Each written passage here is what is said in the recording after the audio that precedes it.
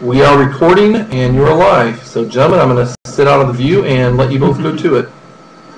And the chat window is still open. Hey Chris, how are you? Well, as most of you know, this is my bobsled driver, Ethan Brecht Carey. He's from Buffalo, New York? Yep, Buffalo, New York. Buffalo, New York. I met him, I went bobsledding one weekend and was supposed to have Todd Hayes drive my sled, and kind of got stiffed, and you got stuck with me. And I got stuck with Ethan. And ever since we met, it's been a good relationship. As you know, I put a lot of work into zero bobsleds, and we don't have a whole lot of funding. And Ethan lives in Lake Placid, New York, in the off season and during the season. And you're in off season too, right? I moved back home to Buffalo this summer. You're back to Buffalo this summer. We're close to family for a while. And you're going back to Placid when? We start sliding again in October. So sliding season starts officially on the 15th of October, so probably a little bit before that, just to get things up and running. And what will be the first race you'll run the sled in? That should be team trials. We've got about a week of training in Lake Placid, and then we have our first team trial race before we head out to Park City for the second round. And then after that, everybody splits off. Probably going, staying there for First America's Cup race in Park City, and then on up to Calgary. And hopefully do the AC there and move on to World Cup from there and follow that through back to Lake Placid for Christmas. And Steve Holcomb, he's going to be USA 1 again? He is, because he won the gold medal last year, he is wavered in as USA 1 through team trials. And our USA 2 team driver, John Napier, he is Napier is over, I believe, in Afghanistan right now. He's part of the military program, so he's over serving at the moment. So right now there's a vacancy for USA 2 for the first half of the season. Sure would be nice if that was a zero error box. I think it should be. There's a lot of people think it should be. So if we just do things right, then we'll make that happen. Well, Ethan's here this weekend because number one, we did a contract for him to run my sleds, and in the contract I stated, you must come to the NDR National and visit all the kids. So it was a kind of outrageous contract clause, but well, you didn't charge me for the sled, so I figured it was least I could do. Well, we're happy to have him here, and the kids want to meet him, and I think he can be an inspiration. Who knows? Maybe one day this influence can make some other kid want to be a bobsled. Well, absolutely. I mean, I'm sure there's a lot of parallels you can draw. Just talking to you about the carts and the sleds and everything. So I'm sure some kids can get interested. Maybe get some more guys up to Placid, whether it's bobsled or skeleton. Just it's a great sport. Just a lot of people don't get exposure to it, so you never know who's going to fall into it next. There you go. Well, we have an ultimate speed class. We don't run it here at the NDR Nationals this year, but we ran it in Akron, and my team unfortunately ended up in second. Ooh, by a slight 0.05. Always a rough spot. But hey, that's racing, and we'll be back next year. I have no doubt. I'm sure nobody has any doubt about that. Nobody has any doubt about that. We'll be back with a vengeance. I was going to say, in fact, I'm sure most of them are more scared than if you'd actually won. Oh, there's no motivation like a good tail whipping. Yep. But hats off to all the other teams. USC was a good race. But this week we're back in Akron, and it's a pretty historical moment, Ethan. What you may not know is the soapbox derby sport's been kind of like IRL and kart were quite a few years ago. We have two sanctioning bodies with the same cars. And because there were some differences, that's why we have two sanctioning bodies. The All-American Soapbox Derby is the second oldest racing event in the world next to the Indianapolis 500. We, the NDR, were formed in 1977 because it used to just be that you would run your local, and the winner of your local would go to Akron, and that would be it, and we wanted to race more. Okay. Oh, excuse me 1 second, I got this phone going crazy.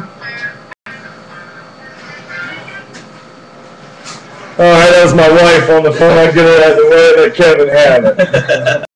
But this is the first time we've ever been in Akron, Ohio.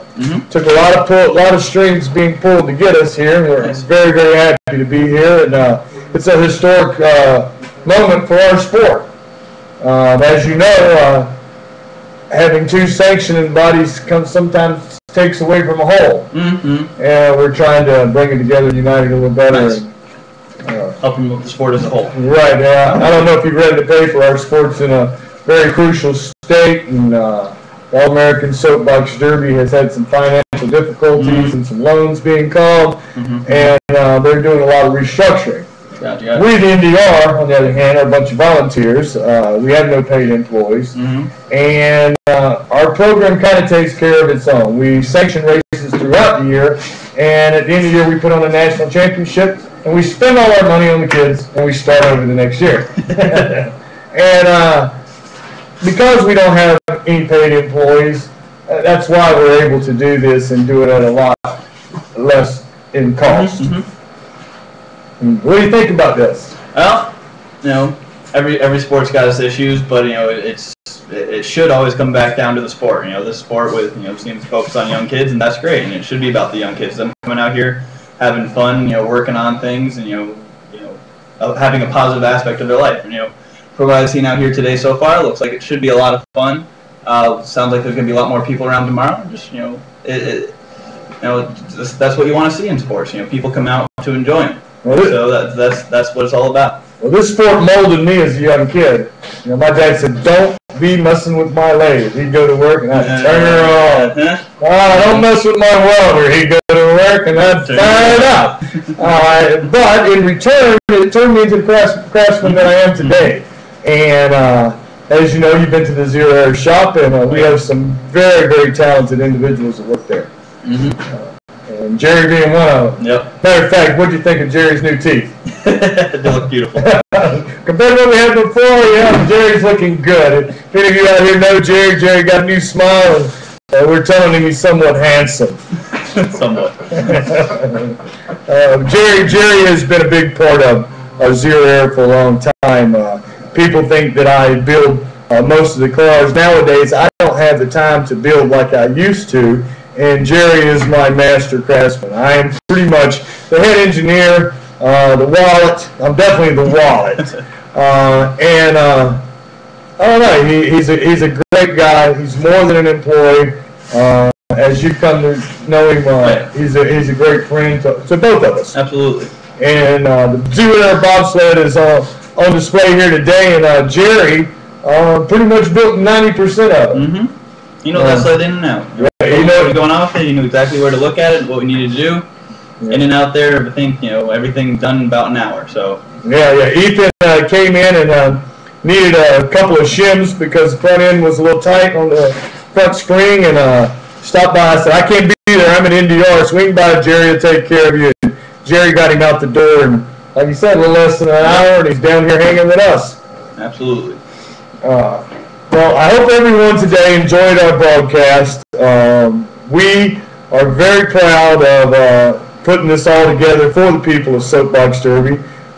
With over 500 views today, man, I just can't believe it. I think we're 100% successful. And look forward to tomorrow. Tonight we have our corporate meeting, and I hope we get some very, very good nominees for our board.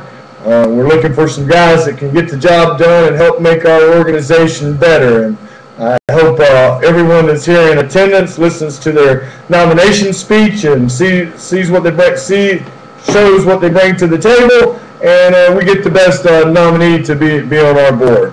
We will be back here next year in 2011, and it's going to be a great time. I think we have a storm rolling in here in Akron. The All-American got all the rain last week, and it was terribly hot. It's still hot here today, but I have to tell you the weather's been a lot better than it was last week.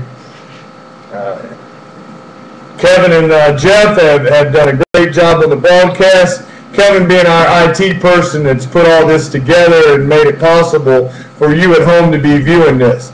I know we have someone in China. I know in China we have Caitlin Maddox's father who couldn't be here today. He got called up and had to go to China. He says, what's the worst thing about China? He says, not being at the NDR. So if you're out there, hey, we're taking good care of your daughter, and she has the game face on for this weekend. I know we have some racers in Iraq and Korea, and we want to say hello to them. And England. Yeah, we had a father in England. He was able to see his baby. Candy Prague came up and put her newborn up on the screen, and Dad was very happy in England. So, well, I hope you guys enjoyed. We'll be checking out of here, and we'll be back tomorrow at 7 a.m. 7 a.m. a.m. Wait. Let me check the schedule. All right, Kevin's going to check the I'm schedule. used to 7 a.m. I'm going to have it. Let me check here. 7 a.m. All right, we'll see you tomorrow at 7 a.m.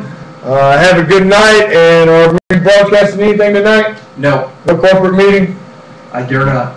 He dares not. All right, corporate meeting won't be up, but we'll be back tomorrow for the last day of qualifying, and Friday's just around the corner where the fastest cars in Soapbox Derby will be crowned. Good night, and have a nice evening.